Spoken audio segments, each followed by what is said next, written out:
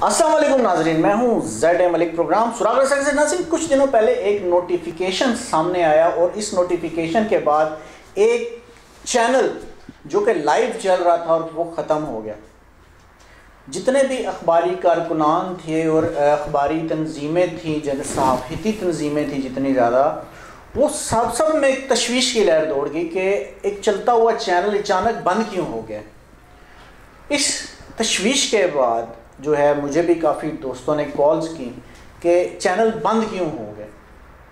तो इसी हवाले से आज जो मैं प्रोग्राम कर रहा हूँ, आप लोगों को यही मालूमात पहुँचाने के लिए कर रहा हूँ कि आप न्यूज़ चैनल बंद क्यों हुआ और उसके पीछे वजूहात क्या थी। आपको पता है कि कुछ अर्सा पहले एक चैनल चला करता था जिसका नाम था इंडस न्यूज़।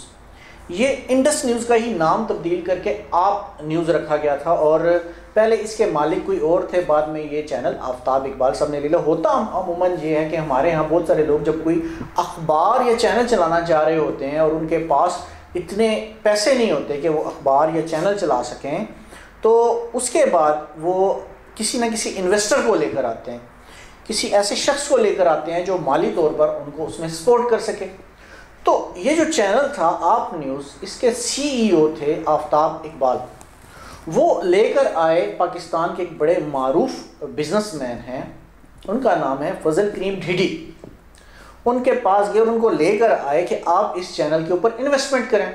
अब जो इनमें शुरू में मामला तय पाए वो ये थे कि इस चैनल के चलाने और बाकी तमाम मामला जो भी हैं उनमें 1 अरब रुपए तक खर्चा आएगा।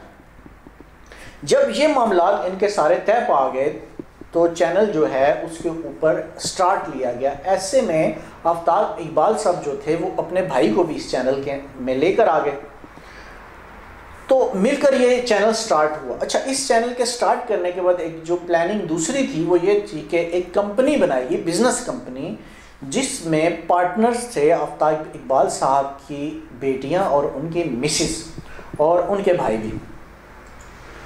इसी कंपनी के थ्रू आप चैनल में जितनी भी चीज़ें लाई गई, मिसाल के तौर पर टेक्निकल इक्विपमेंट से लेकर जितनी इस्तेमाल की चीज़ें होती हैं, यानी कि एक चैनल में इस्तेमाल के लिए जितना भी इक्विपमेंट चाहिए होता है, गाड़ियां चाहिए होती हैं या उसका सामान चाहिए होता है, इवन के बिल्डिंग और यहाँ तक के जो उसमें फर्नीचर और बाकी चीज़ें भी थी, वो सारी की सारी कंपनी के थ्रू रेंट पर ले ली गई। यानी बराह रास्त आप चैनल को भी इन्वॉल्व नहीं किया गया, रेंट पर सारी चीज़ें ले ली गई।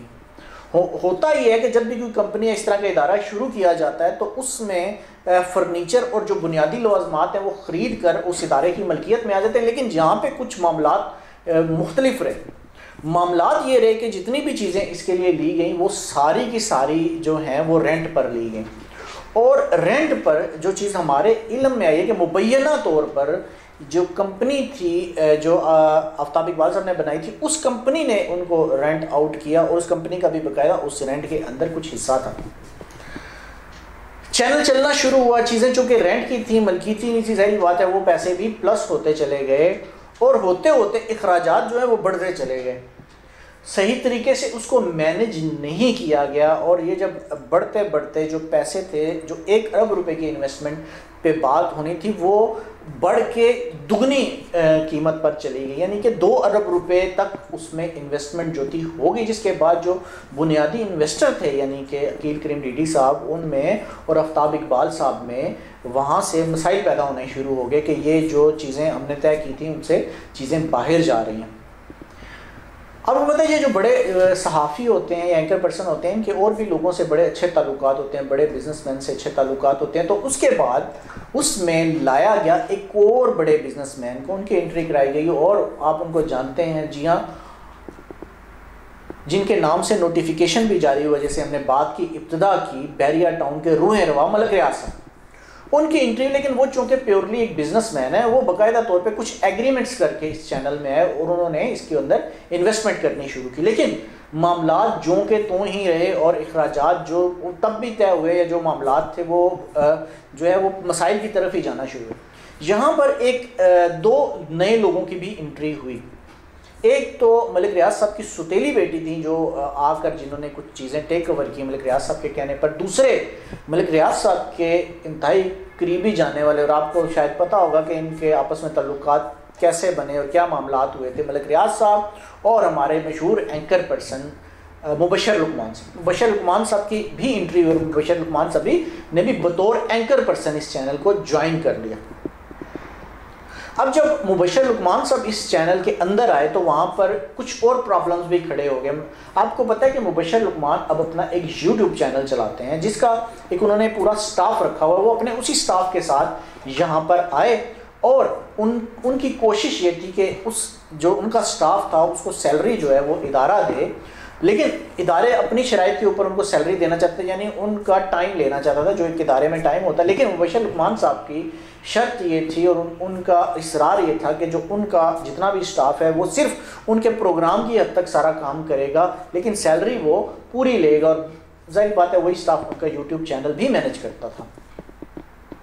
इसके बाद क्या हुआ कि मामलात जो थे वो मज़ीद कुछ स्टाफ के अंदर भी ख़राब होते चले गए, अखराजात तो वो भी कंट्रोल में नहीं थे। और चीज़ें जो थी, जब मलिक रियाज साहब की जो मुँह बोली बेटी थी वो उन्होंने भी जब आके चीज़ें देखी तो उन्होंने भी बहुत सारी चीज़ें ऐसी थीं जिनसे वो मुतमईन नहीं हुई, जो कि एक बहुत बड़ा झगड़ा बन गया आफ्ताब इकबाल साहब में और उनकी मुँह बोली बेटी में। और हमारे ज़राए ने ये बताया कि मुबैना तौर पे वहाँ पे काफ़ी सारा झगड़ा भी हुआ जहाँ पे दोनों पार्टियों की साइड से बंदे भी उठ कर आ गए। लेकिन इस सारी चपकलश के बाद और इस सारे प्रॉब्लम के बाद जो आफ्ताब इकबाल थे उन्होंने इस चैनल से अलहदा होने का ऐलान किया और उन्होंने नियो न्यूज़ को बतौर एंकर पर्सन, जो उनका प्रोग्राम एक रवायती प्रोग्राम है, उसको लेकर वो नियो न्यूज़ में चले गए अपने सारे स्टाफ को।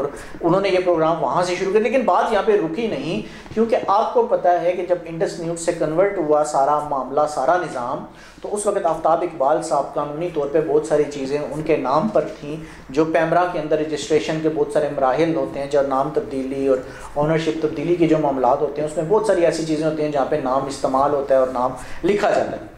तो वहाँ पे चूँकि मसाइल सारे उनके नाम थे, कुछ टाइम तो मलिक रियाज साहब क्योंकि उनका नाम भी इससे जुड़ चुका था, उन्होंने इसको चलाने की कोशिश की, लेकिन उन्हें भी शायद इस बात का एहसास हो गया कि नहीं, चूँकि चीज़ें दूसरे शख्स के नाम पे बहुत सारी हैं, तो इस तरह फिर उन्होंने इस चैनल को अचानक एक नोटिफिकेशन जारी किया जिसके अंदर उन्होंने ये ऐलान किया कि मैं इस चैनल को ख़त्म कर रहा हूँ और मैं अपने नाम से लाइसेंस लूँगा जो बिल्कुल मेरे नाम पर होगा कानूनी तौर पर, मैं उस नए चैनल को स्टार्ट करूँगा। और फिर उन्होंने इसमें यह भी कहा कि जब मैं नया चैनल स्टार्ट करूँगा तो इस सारे जो स्टाफ है पीछे जो आप न्यूज़ का, उस सारे को मैं वहाँ पे सेट करने की कोशिश, यानी इसी सारे स्टाफ को तरजीह बुनियादों पर लिया जाएगा। अब वो नया चैनल शुरू करते हैं नहीं करते, या उस स्टाफ को लेते हैं या नहीं लेते, ये एक अलग बात है। लेकिन उस लेटर में उन्होंने लिखा और ये भी कि 3 माह तक उनको कुछ सैलरी, कुछ शेड्यूल बनाकर दिए कि मैं आप लोगों को पैसे दूंगा, क्योंकि मलिक रियाज साहब का ज़ाहिर बात है एक नाम है, वो ख़राब अपना नाम नहीं करना चाहते थे। तो उन्होंने इस तरीके से करके वो उन्होंने इस चैनल को ख़त्म किया या वाइंड अप किया। ये इस आप न्यूज़ की एक मुकम्मल कहानी थी कि आप न्यूज़ में हुआ क्या क्या था। और मुबशर लुकमान साहब भी जो 30 लाख रुपए सैलरी, जो हमें पता लगा है मुबैना तौर पर वो इसमें आए थे, 30 लाख रुपए सैलरी और वो इसमें ले रहे थे, वो भी फिर अलग हो गया क्योंकि चैनल ही ख़त्म हो गया। तो ये अंदरूनी सारे मामलात थे। इसमें कुछ कहानियाँ, सीक्रेट्स और भी हैं जो हमारे ज़राए ने हमें बड़ी तफसीलन बताया तो है, लेकिन चूँकि वो ऑन स्क्रीन बाज़ बातें करना बेहतर और मुनासिब नहीं होती, तो इंशाल्लाह लेकिन वक्तन फ़वक्तन अगर कोई और चीज़ें हमारे सामने नेक्स्ट प्रोग्राम करना पड़ा तो आपको वो चीज़ें भी इंशाल्लाह बताएंगे।